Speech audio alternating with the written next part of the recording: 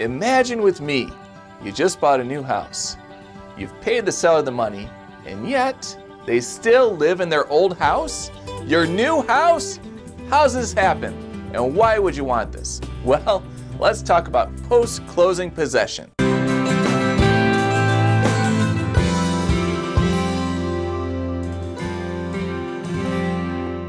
Come on in and have a seat. I'm Ben Weaver, Illinois attorney and founder of 23 Legal. I provide personal, practical, and professional legal service by guiding clients through the process of buying and selling a home throughout Chicago and its suburbs.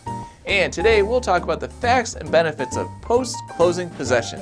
Well, let's start at the top, or to be specific, at paragraph 35 of the Chicago area multi-board real estate contract. Now this paragraph lays out the legalese of how this all works, but I'm going to break it down for you in normal English. This agreement, which must be signed off by both parties, allows the seller to live in the property for a length of time after closing. The first thing decided on is how long both parties agree to allow the selling party to live there. It can be a week, 2 weeks, a month, any length of time agreed to, but I would say for the vast majority of times it's less than 60 days due to lender requirements, as well as the fact the seller, no doubt, just wants to move into their new home eventually. So let's say you're the buyer. Why in the world would you want to buy a house and let someone else live in it for anywhere up to 2 months? First things first, in a hyper-competitive real estate market, it's definitely something that can sweeten a deal for the seller, giving them the ability to have a little extra time to get their stuff packed up and move out of the house, maybe just a refreshing timetable they need to put your offer over the top of other similar offers.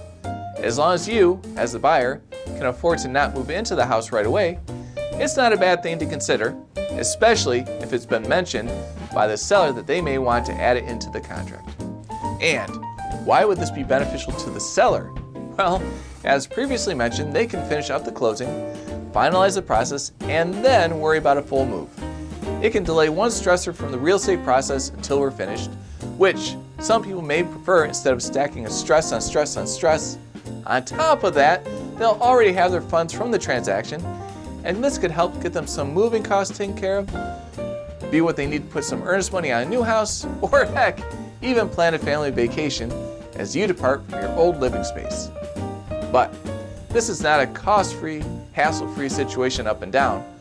First and foremost, the contract does list out a clause that requires the seller to pay a daily rate to the buyer for staying at the property now owned by the buyer. This is usually an amount equal to what we call PITI, principal, interest, tax, and insurance. Going back to speaking regular people English again, think of it as essentially the buyer's mortgage payment, and it's traditionally right around that mark, if not spot on. The seller also puts down what we may equate to a security deposit, and are required to maintain the house as if they were guests staying at a friend's house or an Airbnb, something along those lines. Keep in mind, it's no longer your property. You're staying in someone else's home now. That deposit is listed in the contract as 2% of the purchase price. However, that is usually negotiated down with the discussions being initiated by the seller's attorney, which, hey, that could be me. Once the seller moves out, the buyer and the realtor conduct a final walkthrough of the house before they start their own movement process. We can break this down into 3 different scenarios. You have room clean, slight wear, and a big whoopsie. If the house is considered broom clean, meaning there's no need for relatively any cleaning that would not have been standard without a post-possession closing situation, then the full deposit is returned to the seller.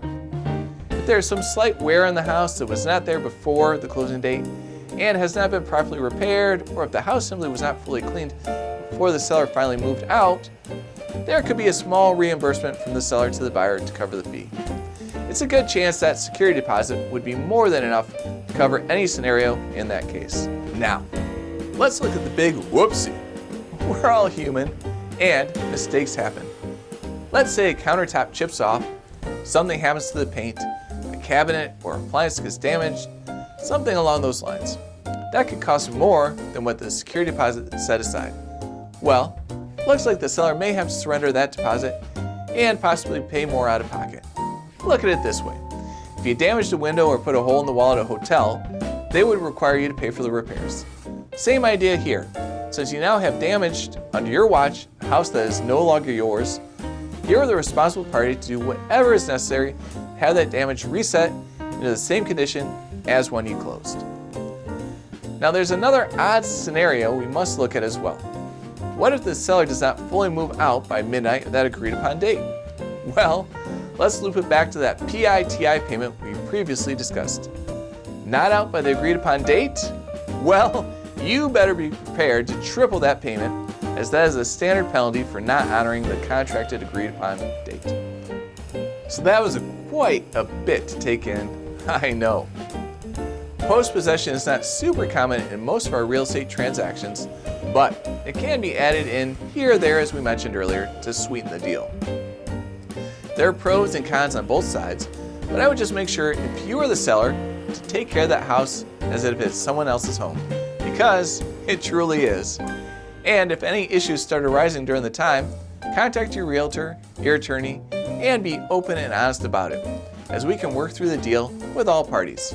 Have you ever finalized a transaction with possession after closing agreement? Let us know how it went. We would love to hear the story from either side.